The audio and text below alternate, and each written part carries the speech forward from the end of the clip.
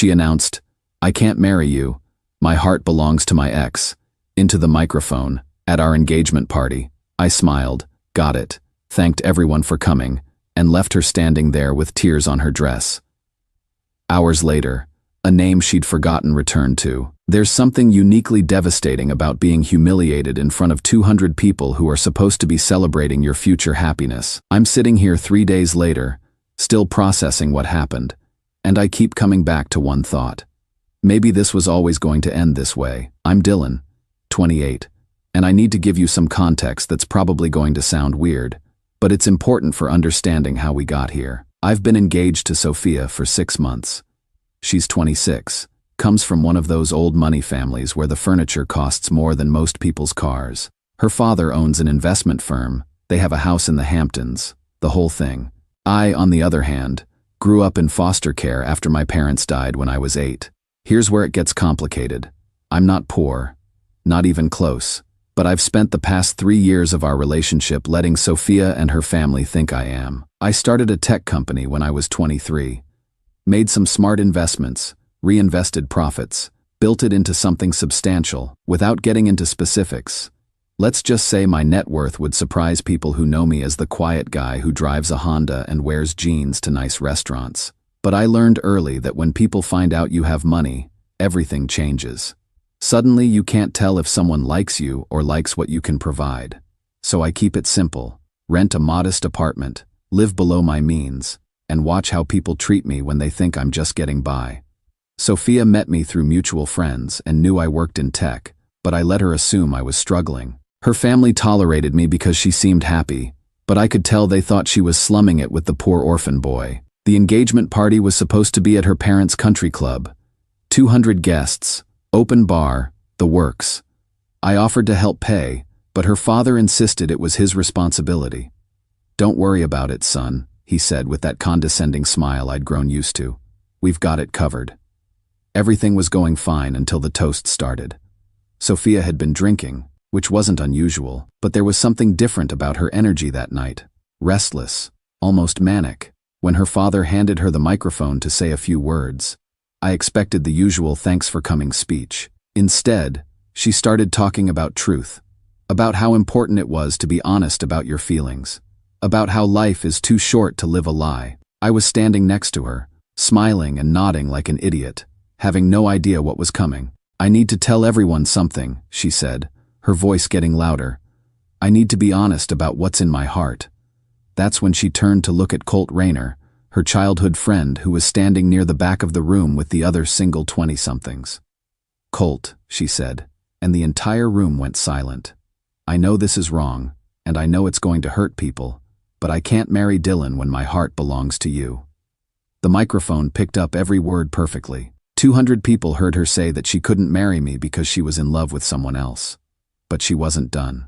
"Even if Dylan possesses my body," she continued, tears streaming down her face now, "my heart will always belong to you. It always has." I stood there for maybe 10 seconds, watching 200 people stare at me with expressions ranging from pity to horror.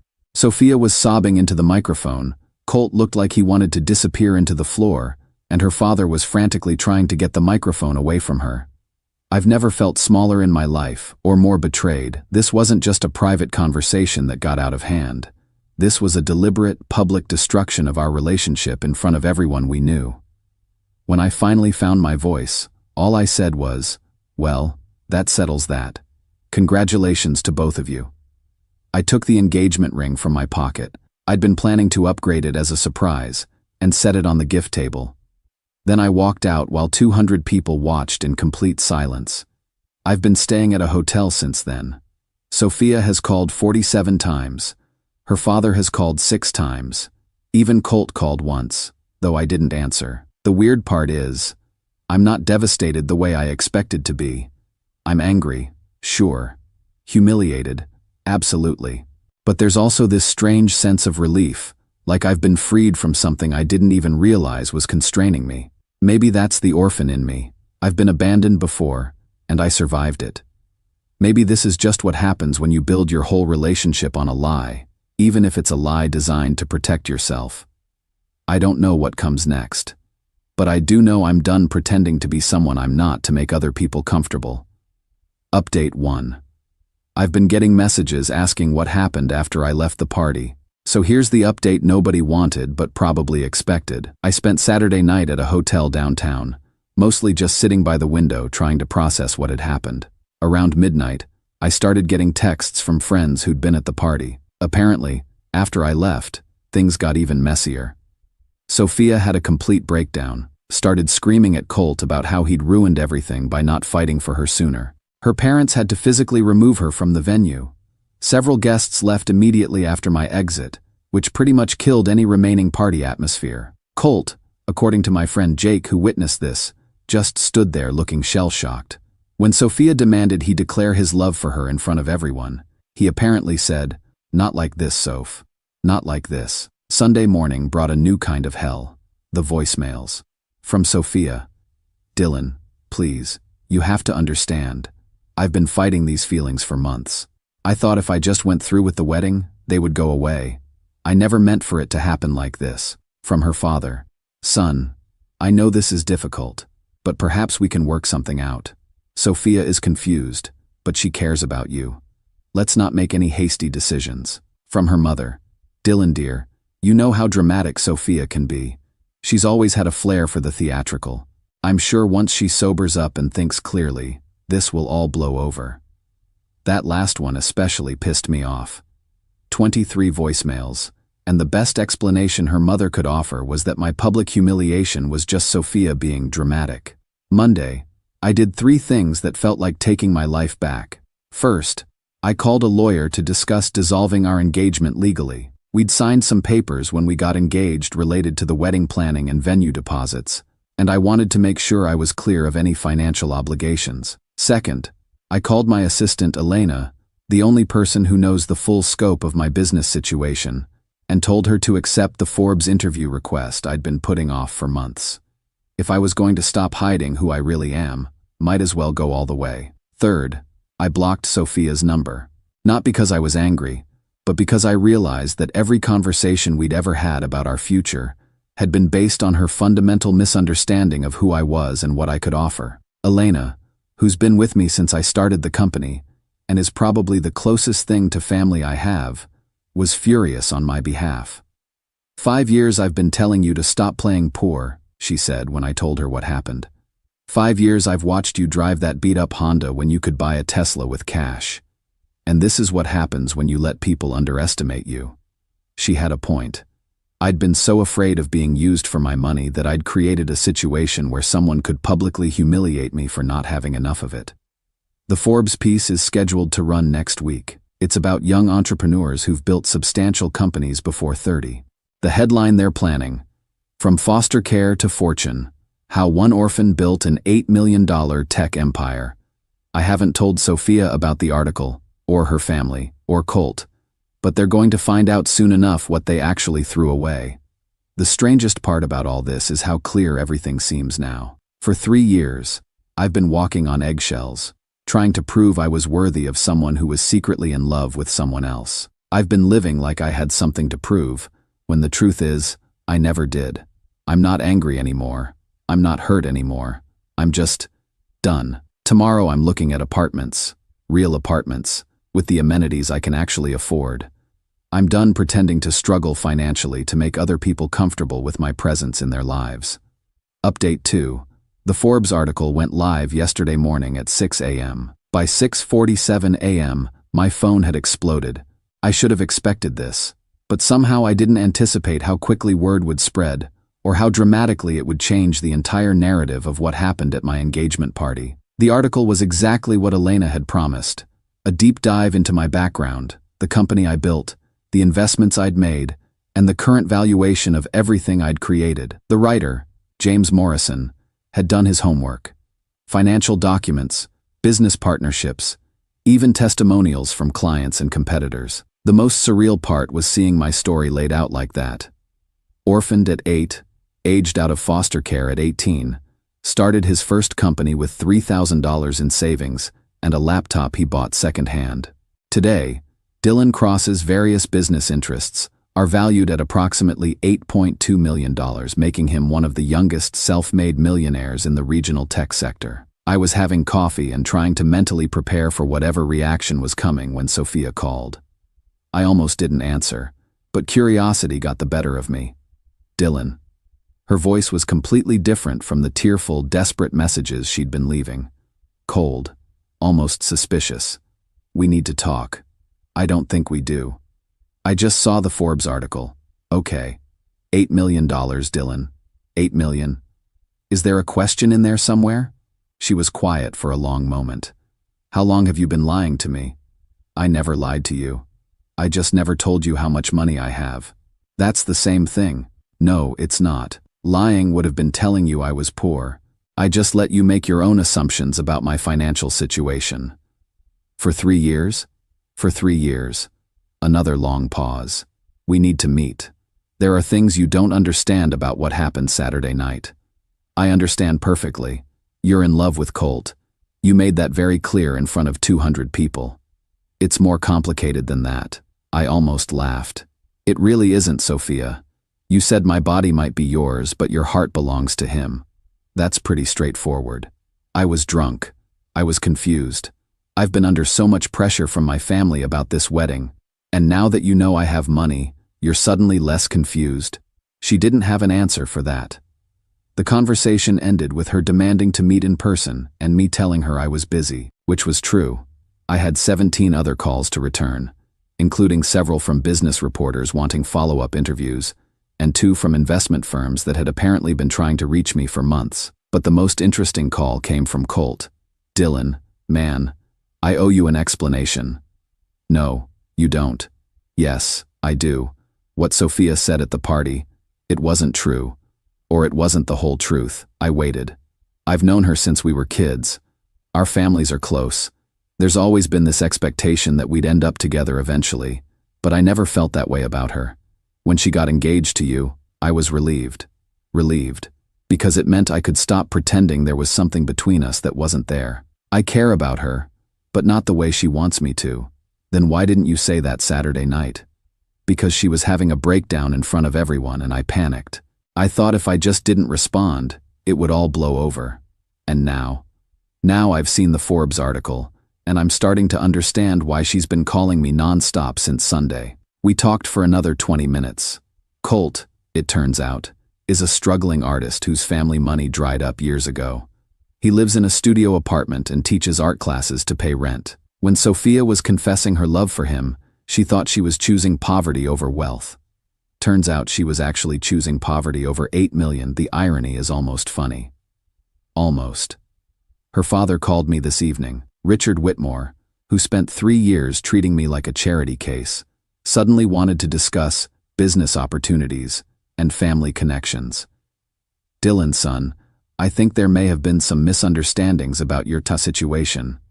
No misunderstandings, Richard. You understood perfectly. You just understood wrong. Perhaps we could meet for lunch this week. I'd love to learn more about your business ventures. I'll pass.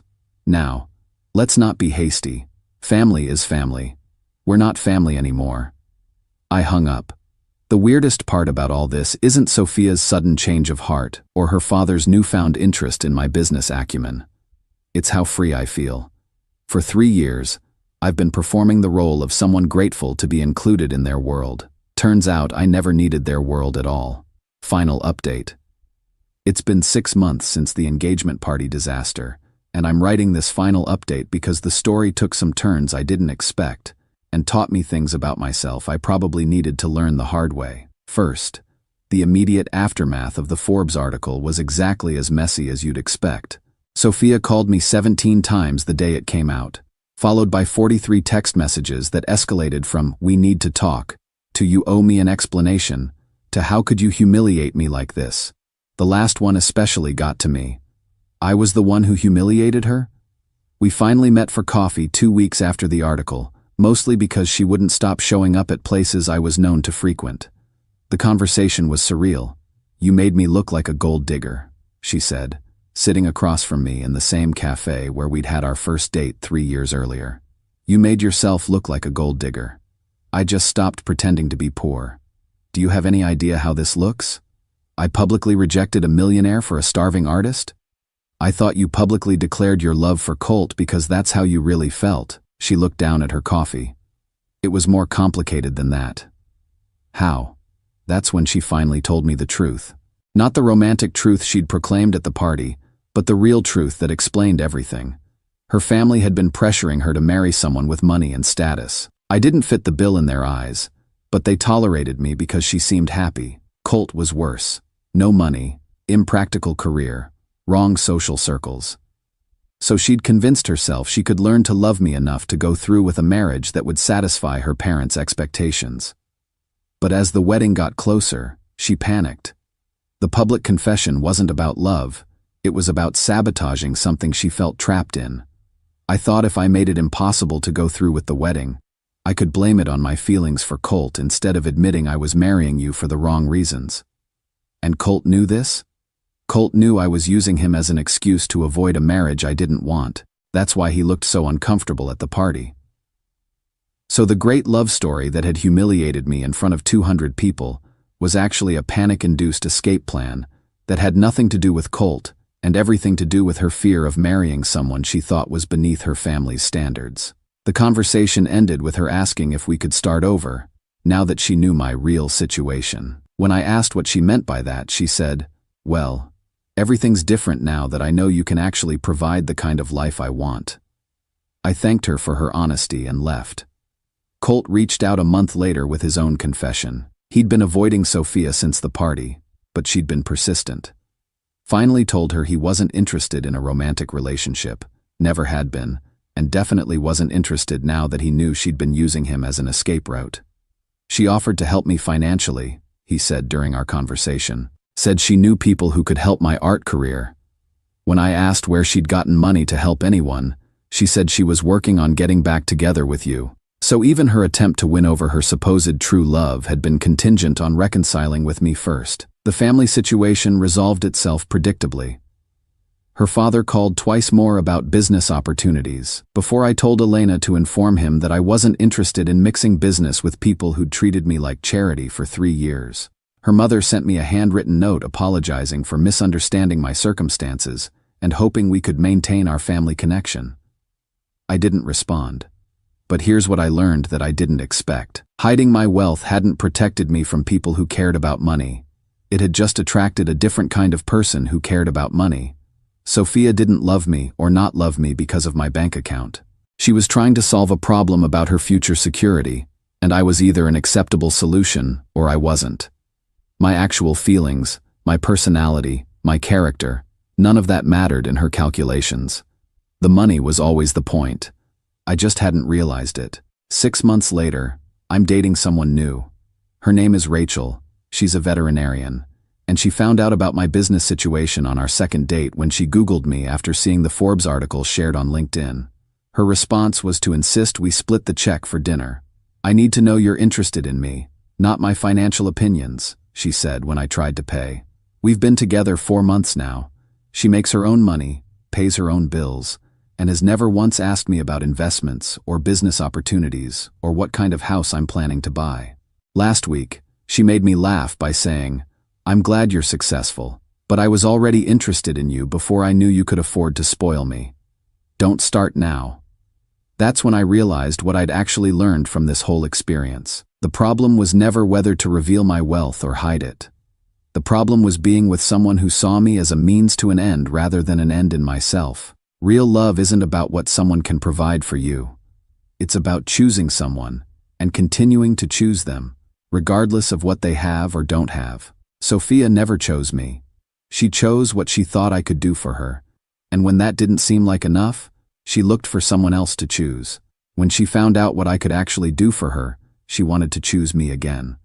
But love isn't a business transaction. You can't withdraw your selection and then resubmit it when better terms become available. I'm grateful for the public humiliation now, as weird as that sounds. It forced me to stop hiding and start living as myself. It taught me the difference between being loved and being needed. And it freed me to find someone who chose me when she thought I was successful but not wealthy, and who keeps choosing me now that she knows the full picture. Sometimes the worst thing that happens to you turns out to be the thing that saves you from wasting more time on the wrong life.